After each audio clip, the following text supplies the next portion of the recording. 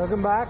We turn our attention to the investigation into the self-proclaimed Swami Chaitanyananda, who of course has been accused of molestation among other charges.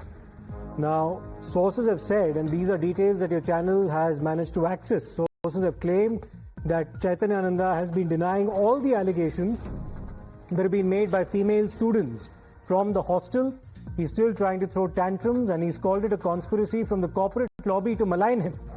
The police will confront him with all the documents that they've managed to seize so far, and the victims will also, of course, be asked to join the investigation, and possibly it remains to be seen as to whether or not he will be confronted with the victims in his presence as well. Statements of almost 32 victims have been recorded so far. Let me go across to Priyank now for more on this, and he's getting us all these details from the investigations into this matter.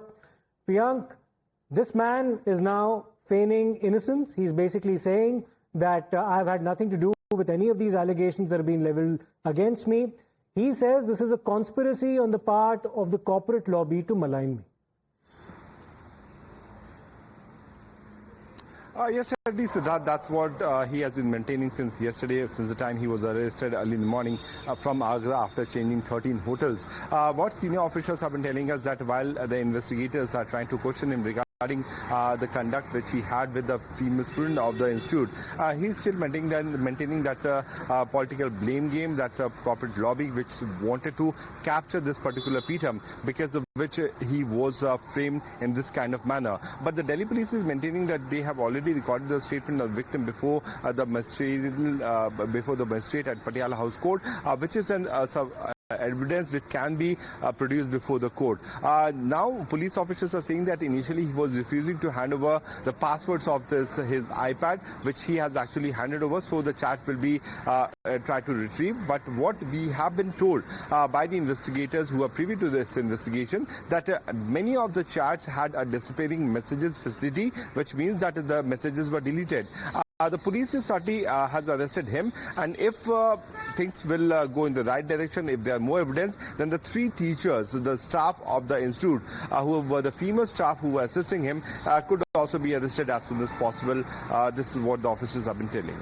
One quick follow-up, Priyank. Will the victims and this man, Chaitanyanand, actually be placed in front of each other when the questioning proceeds for them to be confronted?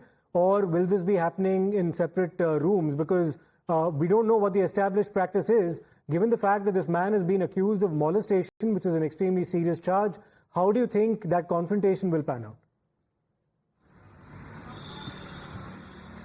See, what we know that the 2016 victim might come up before the police officer, because other of the victims have already recorded the statement, not even before the police but before the court. So it's actually not needed for the Delhi police to confront those victims who were complaining in the 2025 FIR case. But as we know that one of the victims has agreed to come before the police, and she might come up for questioning by the police official, and it's quite possible if she agrees, then the accused could be also confronted with the victim of 2016 case is concerned. Sure. Now, what we know that the CCTV footages are very important because the DVR was deleted by the accused, which has been sent for further forensic examination. So more evidences are being collected against him. But if you say legally for the trial itself, the statement of the victim before the magistrate is itself sufficient to book him for the task. Absolutely. If it's been made under the equivalent of the Suraksha Sanhita, the earlier section, of course, was